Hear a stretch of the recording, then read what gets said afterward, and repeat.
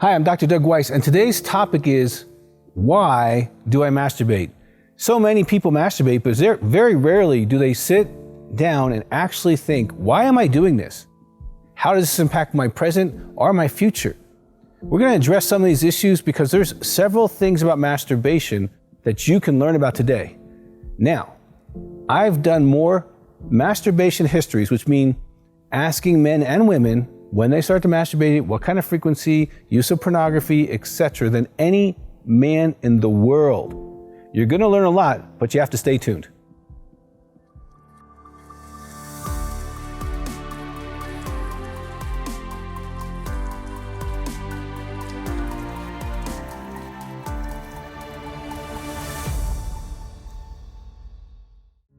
Why do I masturbate? That is a very important question for you to kind of assess. Now, I'm not in any way having a judgment about this for you. I want you to relax. I just want to have an open conversation with you about this. I've worked with thousands of men and women who have had masturbation issues, and they had to discover the reason why. And what I found out is most people never ask themselves, why do I masturbate? Well, that's what we want to talk about. Now, before we get into that, let's talk about what happens when you masturbate, because this is exciting. Neuroscience has really developed a lot over the last 15, 20 years, and now we know a lot about what happens when you masturbate. Now, when you masturbate, you have an orgasm. When you have an orgasm, you get the highest level of endogenous opiates, enkephalins, endorphins, etc., hits the excitement center of your brain, the prefrontal cortex, and boom, you get this incredible orgasmic rush. This thing is better than any drug you can do. Orgasm is the most powerful chemical experience you will have neurologically, bar none, okay? But what happens when you have that chemical release, whatever you're physically looking at the point of that release, you literally glue to, hunger for, crave, and want to repeat. So let's go back to Pavlov's dog. Ring the bell, feed the dog. Ring the bell, feed the dog. And you actually set up a neurological attachment to whatever you are masturbating to. So imagine this. Now, remember, I've done thousands of masturbation histories. Men and women have masturbated to all kinds of fantasies and fetishes and objects and animals and crazy stuff, right?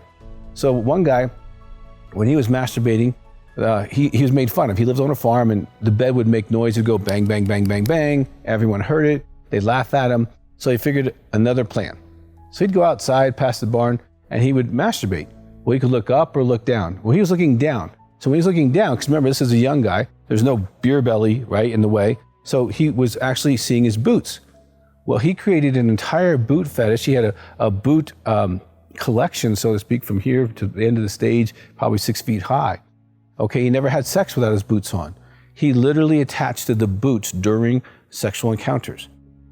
Now, this story might sound funny to you, but I can tell you hundreds of other stories of attaching to certain things, especially if you're getting into pornography or fantasy, and you can create scenarios that are almost impossible to recreate. But you glue to them, you hunger for them, you crave, and you want to repeat them. This is the gift of sex. You know, if you're in a marriage, you have sex with your spouse, and the more you have sex with them, the more you want to have sex with them, the more you attach to them, you connect to them, you glue to them. It's that bond, that chemical bond and psychological bond and spiritual bond that can help hold a marriage together, okay? So this is the most powerful thing you possess. So you should know why you're using it and how to use it. Because if you are starting to masturbate to scenarios that you can never fulfill, well, that's going to set you up for failure in your marriage or future relationships, because you're going to seek something that some person made up in a studio that's not real. It's by actors and actresses. So you want to be really, really careful. But that's what happens in your brain. Now, the gift of a sexual release is, wow, you get this physical release. Oh, the afterglow, okay? And if you're a man, you get these chemicals sent to your brain that put you to sleep, and you sleep like a baby. That physical release is real. All of us who've ever had an orgasm know that. It's like, wow, it feels so good, so relaxing, okay? And that's the reason why some people masturbate, to get that chemical feeling, to get that afterglow feeling. Now, if you have a spouse and you're masturbating, Okay, maybe you're using masturbation in a different way, and we'll get to that. Now, the other thing that happens during masturbation is a psychological attachment. Now, this took me a while to figure out when I was working with men and women, that it wasn't just the physical release, it was the messaging. It was the voice of the fantasy or the pornography of being wanted, being powerful, being in control, being controlled, having excitement or risk connected to sex. They had all these kind of scenarios, psychological scenarios, that was the only place they could get that need met. And so they were getting a real need met in a false way, but they were literally attaching to that scenario, to that voice of being wanted. Now remember, most people start masturbating as teenagers. You got pimples, you're not that maybe popular, and so you go to the fantasy world for solace, for hope, for love, for encouragement, to say that you're okay, to feel good, maybe just even feel touched. If you're in a family where there's not a lot of touch, you might just masturbate just to be touched. Okay, so the psychological dependency can really occur, and you know that if it's you, it's already happening. Because you're looking for a certain voice, you're looking for a certain scenario again and again and again and again and again and again. And that would tell me that, okay, there's some psychological interplay as to why you're motivated to masturbate as often as you do, or to what you do. Because when I do a masturbation history, I not only ask about the frequency, okay, which is one factor, I ask about what kind of pornography or fantasy they have, because that tells me what they're neurologically attached to and what they'll be triggered to in the real world. So if you masturbate to a certain physical type of person, then you're going to want that type of person, whether that type of person in reality happens to be a nice person or a good person or not. It won't matter, because the features will attract you to them, because those are the features that you masturbate to. So when you masturbate, you are setting up a sexual template. And we actually have a video on that called Sexual Templates. And it's quite long, but it'll help you understand how you create sexual templates and the impact it can have on your life. I would strongly recommend that you get that if you want to further understand how you create your own sexual preferences, how you create your own sexual desires. And I've had people who have spent thousands of masturbation times with one thing, and then they stop that and they move to another type of sexual reinforcement with a real person, and we're able to create a sexual, happy, satisfying life with them. So we're neuroplastic sexually, okay? Which means that you can adapt and change and grow. I see it happen in every direction over 35 years. Now, the other reason that some people masturbate is to medicate. When you masturbate to medicate, you are oftentimes unable to feel feelings, and so they get all jacked up. But if you masturbate, the feelings go away and you feel better. But you don't learn how to develop emotionally. There's a great book out there called Emotional Fitness. Strongly recommend that if you're using masturbation to medicate. If you've been sexually abused, abandoned, neglected, have some kind of injury that you are using masturbation to medicate, then that's also another reason you might be masturbating. If you are in a lot of stress or in a situation where you're feeling overwhelmed and don't know how to deal with it, or sad, or grief, or some kind of pain, and you're using masturbation to get out of it, that's possible. Another reality is some people have bipolar, manic depression, or cyclothymic disorder, and they're chemically trying to modulate their brain. It's not the emotions they're trying to switch, they're trying to switch their brain. And they found out in their teen years, if they masturbate, they can either go to sleep or they feel energized. And they're neurologically trying to restabilize. So if that's you, you want to see a psychiatrist and get on something that can help you stabilize without masturbation. I remember I had a client who was trying to stop from masturbating, and he just wasn't successful. And he went to see a psychiatrist, found out he was bipolar.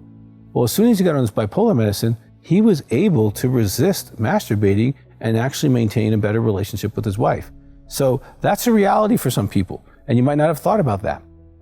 Now, another reason you might be masturbating, and this might be a little challenge for some of you, is avoiding real intimacy. Because see, when you masturbate to fantasy and pornography, you don't need to have emotional skills. You don't need to be emotionally present. You need to look in someone's eyes. You don't need to manage the interpersonal complexity of giving them pleasure, satisfying them, finding out what they need, being able to do that and receive pleasure at the same time.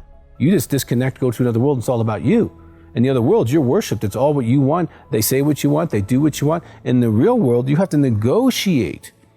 And your lack of skill in intimate sexuality versus object sexuality can make you want to avoid real sex and actually prefer masturbation. I've worked with many men and women who would rather masturbate than have sex with their spouse because sex with their spouse costs them emotionally.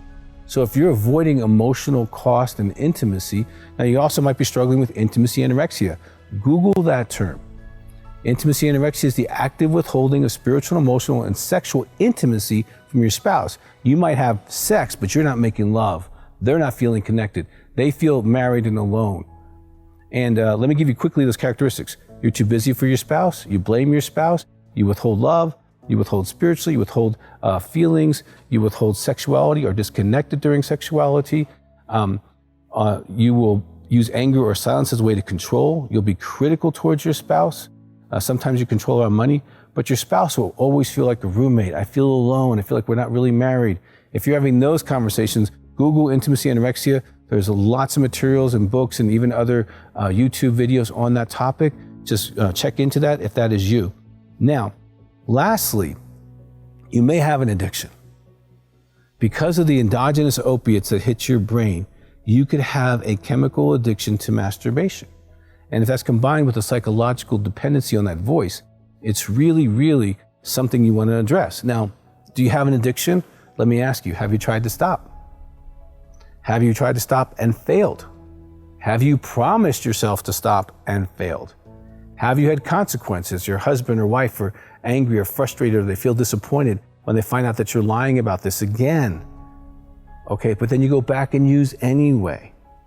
Have you limited other activities? Like you're not the person you used to be, you're not as social or physically active or other things because you're spending so much time trying to get to the porn or the masturbation. Okay, if you have an addiction, you know you do. Okay, I'm a recovering sex addict. I've been sober for over 36 years. I have not masturbated in 36 years, and I've helped literally tens of thousands of people get into recovery from sexual addiction. If you have a sex addiction, and not everyone who masturbates does, but you do know if you do, you're gonna need some help. I strongly recommend start with this book, The Final Freedom. Go to sexaddict.com. There's lots of resources, there's telephone groups, there's counseling for you on this issue. You don't have to be stuck. If you're using masturbation as an addiction, you really want to get that addiction in remission because it's gonna ruin your life. It's gonna hurt you like any addiction. Alcohol, drugs, sex, food. Sex is something you can be addicted to. And when you are, you'll need some path of recovery so that you can really have the best sex of your life. So you can really be connected emotionally and spiritually to the person you're making love to. You can be present. Now I can tell you, I've worked with over 5,000 people, a lot of men who, when they learn how to have sex correctly and they're connecting to their spouse, they all come back to me about 6 or 8 weeks later and say, Dr. Weiss, I'm having the best sex of my life. I thought it was about positions and places, but really it's about connection. And when I bring my heart into the sexual act with my spouse, I feel more satisfied after than ever before with pornography or with prostitutes or with other things that you could be addicted to in sex addiction. So I hope that our conversation today has been helpful because masturbation is one of those kind of taboo topics. So many people do it, but no one talks about it intelligently and ask the question, why are you doing this?